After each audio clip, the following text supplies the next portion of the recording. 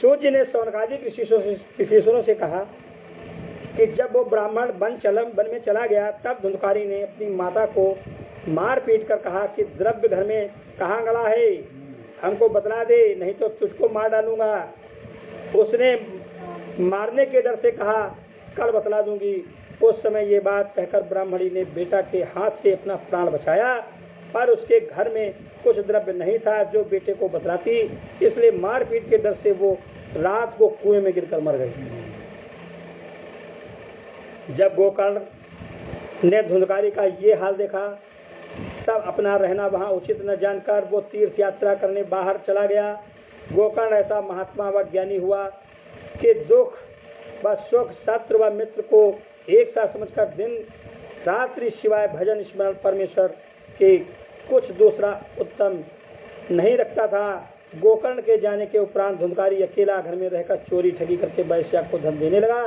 एक दिन वो कहीं से बहुत सा रुपया गहना चुरा लाया, सो अपनी वैश्या को देकर उसके साथ सोया। जब रात को धुंधकारी नींद में अचेत हुआ, तब उस वैश्या के घर वालों ने आपस में सम्मत किया कि ये सदा चोरी ठगी करके दूसरे का धन लाकर हमको देता है, कहीं पकड़ा जाएगा तो उसके साथ हम लोग भी दंड पावेंगे और ऐसा उद्यम करने से ये अवश्य मारा जाएगा, इसलिए उत्तम है कि हम लोग इसको मार डालें।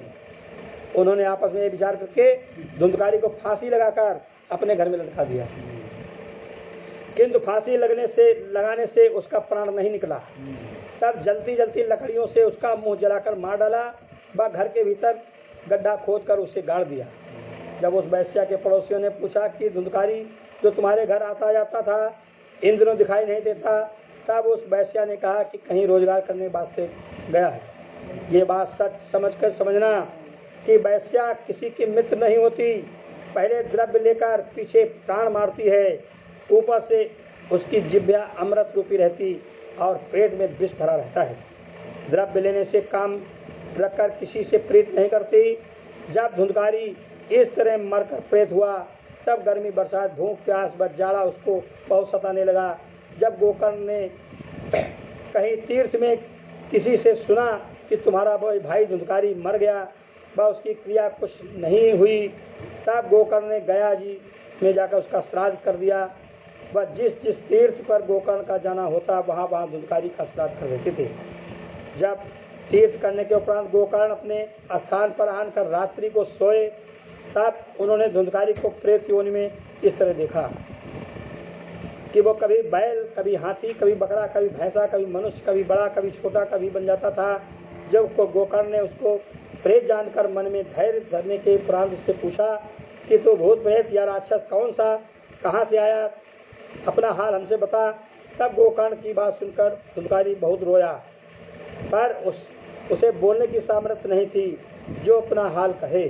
जब गोकर्ण ने देखा कि ये सिवाय रोने के कुछ नहीं बोलता, तब दया की राह मंत्र पढ़कर जल का छींटा उस पर मारा। तब वो बोला कि मैं तेरा भाई धुंधकारी हूँ। अपने पाप से ब्रह्म तेज खोकर मैंने ऐसे भारी अधर्म किए हैं कि जिन पापों की गिनती नहीं हो सकती। मुझको वैश्या ने फांसी लगाकर मार डाला था, इसलिए मुझे दाना पानी कुछ नहीं मिलता, हवा खाकर जीता हूँ। अब तुम आए हो, जिस तरह बन पड़े मेरा उद्धार करो। ये बात सुनकर गोकर्ण ने कहा कि मैंने तेरे उद्धार के वास्ते गया जी में बस सब तीर्थों पर श्राद्ध किया, इस पर तू प्रेत योनि से नहीं छूटा। तब धुंधकारी बोला कि चाहे हजारों गया श्राद्ध करो, पर महापाप करने के कारण मेरी मुक्ति नहीं हो सकती। कोई ऐसा उपाय करो जिससे अपने पापों से छूटकर भवसागर पार उतर जाऊं। ये वचन सुनकर गोकर्ण ने धुंधकारी से कहा कि थोड़े दिन संतोष कर, मैं तेरे उद्धार का उपाय करूंगा। गोकर्ण की ये बात धुंधकारी से कहकर सो गया। जब दूसरे दिन उस नगर के मनुष्य गोकर्ण से भेंट करने के वास्ते आए, तब उसने यथोचित सबका सम्मान किया। फिर कई दिन उपरांत गोकर्ण ने योगीश्वर व महापुरुष व पंडितों को अपने स्थान पर बुलाकर सभा करके उन लोगों से पूछा कि इस तरह मेरा भाई मरकर प्रेत योनि में पड़ा है, उसकी मुक्ति होने के वास्ते कोई उपाय बतलाइए। ये बात सुनकर सब महापुरुष व पंडितों ने विचार कर गोकर्ण से कहा कि तुम सूर्य भगवान की पूजा व ध्यान करके उनसे इसका उपाय पूछो, जैसी वो आज्ञा देवी वैसा करो। ये वचन सुनकर गोकर्ण ने सब पंडितों व महात्माओं को विदा किया और सूर्य भगवान का मंत्र पढ़कर उनकी स्तुति करके ये वरदान मांगा, हे महाराज, धुंधकारी की जिससे मुक्ति हो वो उपाय बतलाइए। सूर्य भगवान ने उस मंत्र के प्रताप से गोकर्ण को दर्शन देकर कहा कि सप्ताह पर आया श्रीमद् भागवत का धुंधकारी को सुनाओ, तब उसकी मुक्ति होगी। ये बात सुनकर गोकर्ण बहुत प्रसन्न हुआ और सब पंडित योगीश्वरों महापुरुषों को बुलाकर गोकर्ण ने सप्ताह यज्ञ श्रीमद् भागवत का आरंभ किया। उस नगर के बहुत से मनुष्य, बूढ़े, लड़के, तरुण, स्त्री, पुरुष कथा सुनने के वास्ते वहां आए। पर धुंधकारी भी एक बांस के ऊपर जो 7 गांठ खाता बैठकर सुनने लगा। एक वैष्णव महापुरुष को श्रोता ठहराकर गोकर्ण जी मृत रूपी कथा बांटने लगे। जब पहले दिन संध्या समय कथा सुनने वाले उठे, तब एक गांठ उस बांस की जिस पर धुंधकारी बैठा था फटकर उसमें बड़ा शब्द हुआ।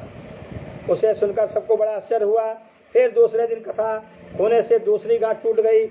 इसी तरह 7 दिन में 7 गांठें उस बांस की फट गईं।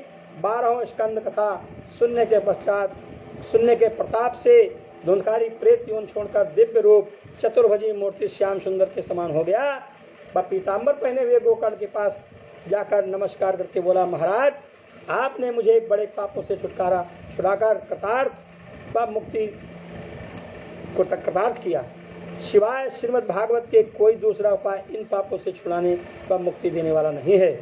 जो लोग संसार रूपी कीचड़ में फंसे हैं, वो इस कथा रूपी तीर्थ में स्नान करके पवित्र होकर भवसागर पार उतर जाते हैं। जिस समय धुंधकारी गोकर्ण से ये कह रहा था, उसी समय एक विमान बहुत अच्छा आकाश से वहां पर उतरा। वह धुंधकारी उस विमान पर चढ़कर बैकुंठ को चला गया। ये हाल देखकर दूसरे ऋषिश्वर व पंडितों ने जो उस सभा में बैठे थे गोकर्ण से पूछा, महाराज, हमारे मन में जो संदेह हुआ है उसे आप छुड़ा दीजिए कि हम लोग बहुत आदमियों ने ये सप्ताह पारायण सुना, इसलिए उचित था कि कथा सुनने के प्रताप से सबके वास्ते विमान आता, हम लोग भी बैकुंठ को चले जाते। ये क्या कारण है कि एक मनुष्य विमान पर चढ़कर बैकुंठ को चला गया और सब लोग यहाँ बैठे रहे। ये बात सुनकर गोकर्ण ने कहा कि कथा सुनने में इतना भेद है कि जो मनुष्य मन लगाकर कथा सुनते हैं उनको संपूर्ण फल प्राप्त होता है, और जो लोग कथा में बैठकर अपना चित्त स्त्री व पुत्र के मोह में संसारी कामों में लगाए रहते हैं उनको वैसा फल कथा सुनने का नहीं मिलता।